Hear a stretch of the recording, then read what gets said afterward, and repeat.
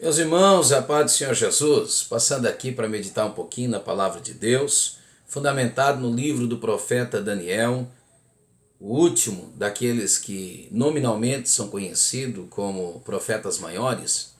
Daniel capítulo de número 1, versículo de número 8, um texto extremamente famigerado, conhecido, né? Um texto amado por nós outros. Como eu tenho o hábito de dizer, se bem que para quem ama a palavra de Deus não existe texto desconhecido. Mas existe um detalhe todo especial em Daniel 1:8 que às vezes nós ignoramos. E eu queria trazer-lhes à memória, né? Que detalhe é esse? O detalhe que segue-se a ideia que parece que no nosso tempo caiu-se em desuso, por exemplo, o culto doméstico, o culto familiar. Esquecemos-nos que a igreja primitiva começou em casa. Esquecemos-nos que aquilo que fizemos lá na igreja, ou recebemos na igreja, é extensão daquilo que fizemos aqui em casa. Então o que eu faço em casa, o que eu faço no meu ambiente de trabalho, o que eu faço na minha vida secularizada, influencia diretamente naquilo que recebo lá na igreja. E o que ouço na igreja deve também nortear o que faço no meu ambiente de trabalho, na minha casa. Não posso divorciar, não posso desassociar uma coisa da outra. Conta-se aquele velho testemunho que você já deve ter ouvido, de um pai, né, que teve a trágica infelicidade de ser chamado no gabinete pelo seu pastor, e quando chega lá, o filho está lá. E o filho pede ao pastor na frente do seu pai para que o pastor permita que o seu pai, juntamente com a sua mãe e com ele, venham morar na igreja. E o pastor pergunta: por que você quer vir morar na igreja? E ele disse: porque o meu pai aqui na igreja é um santo. Meu pai aqui na igreja é tão bom. Meu pai aqui na igreja é o pai que eu sempre sonhei. Mas lá dentro de casa, ele é totalmente diferente. Então, que Deus nos ajude, meus irmãos. Que não soframos da síndrome de Ló. Lembra de Ló? Ló, quando os homens sodomitas quiseram as suas filhas, ou melhor dizendo, quiseram os anjos, ele disse: Deus me livre de tocar nos anjos. Nos anjos vocês não tocam. Mas se vocês quiserem as minhas filhas, olha que loucura isso, gente. Gente que está dentro da igreja vendo anjo com a espada desembainhada, gente que está na igreja vendo tantas coisas e está oferecendo as suas filhas aos sodomitas. Que Deus nos ajude, meus irmãos, né? 1 Timóteo 5:8, aquele que não cuida da sua casa, ele é pior do que o incrédulo, e ele já apostatou da sua fé. Mas vamos lá, Daniel 1:8. Então essa é a ideia, tá bom? Então essa é a ideia que eu quero trabalhar, e que tem um detalhezinho aqui que muitas vezes é ignorado.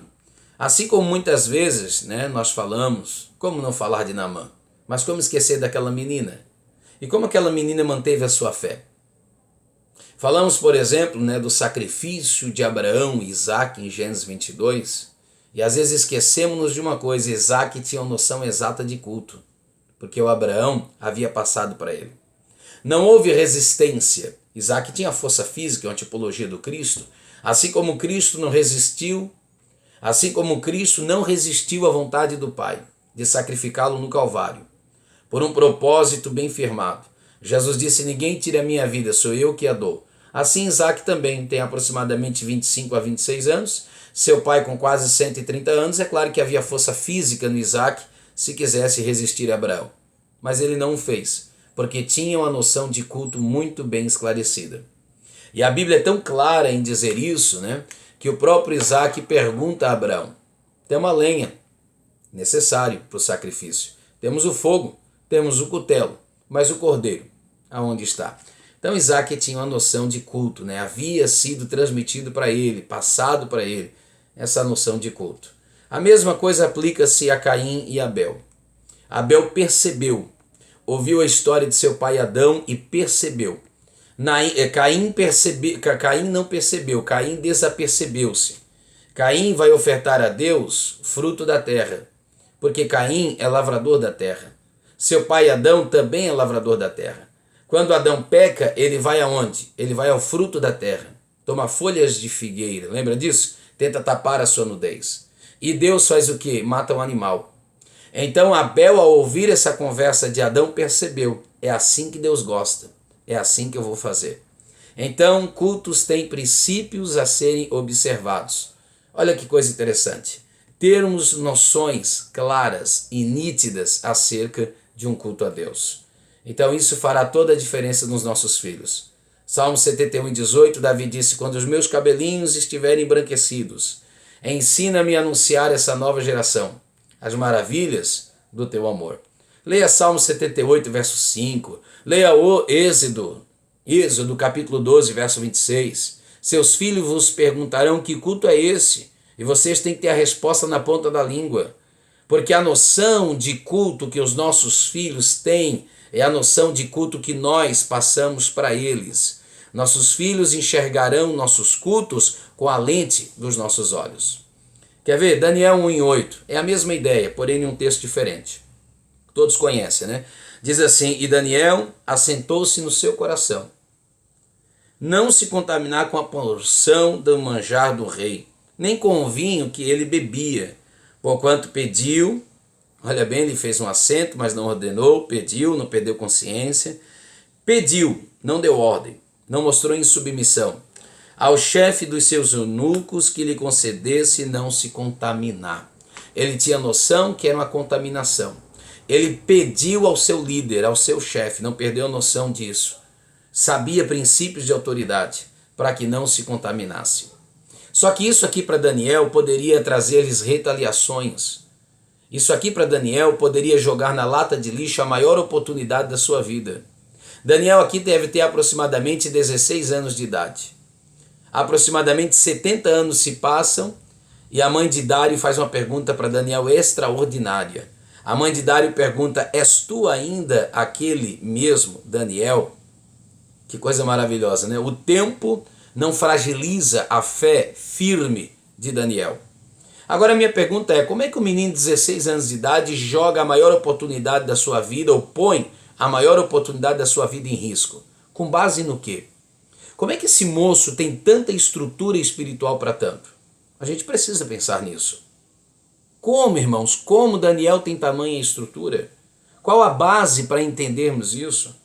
Imagine, gente, não vou nem falar das iguarias. Estou falando de um menino que foi desterrado. Estou falando de um menino que agora está na condição de um escravo em terra estranha. Estou falando de um menino que tem consciência de princípio da autoridade, é por isso que ele pede. Ele não é rebelde, não é insubmisso. Mas como é que esse cara tem tamanha estrutura? Um menino de 16 anos de idade. Qual o segredo que às vezes nós ignoramos? Daniel 2:23. O segredo de Daniel é revelado na sua oração. Nunca esqueça disso, meus irmãos. A oração revela-nos. A oração revela-nos. A oração denuncia-nos. É a nossa oração que nos mostra quem de fato nós somos, no que de fato nós cremos. Daniel 2:23. Ele ora e diz: ó Deus, Deus de meus pais, eu te louvo e celebro porque me deste sabedoria, atribui a Deus, que me desse sabedoria e força. E agora me fizesse saber o que te pedimos, porque nos fizesse saber sobre esse assunto do rei. A ti, ó Deus de meus pais. Então a firmeza de Daniel, a fé de Daniel, o conhecimento de Daniel, a estrutura de Daniel é fundamentada nos seus pais. Me lembra agora 2 Timóteo 1:5, acho lindo demais, quando Paulo dá testemunho da fé sincera de Timóteo, e Paulo diz assim: essa fé que primeiro habitou, essa fé sincera, a qual habitou primeiro em tua avó Loide, e depois passou para tua mãe Eunice, e não ficou lá, mas veio sobre ti. Aí no mesmo livro, 2 Timóteo capítulo 3, verso 15, ele diz que Timóteo, desde a sua tenra idade, desde a sua juventude, na verdade, Paulo usa a expressão meninice, tu já tens conhecimento das sagradas letras.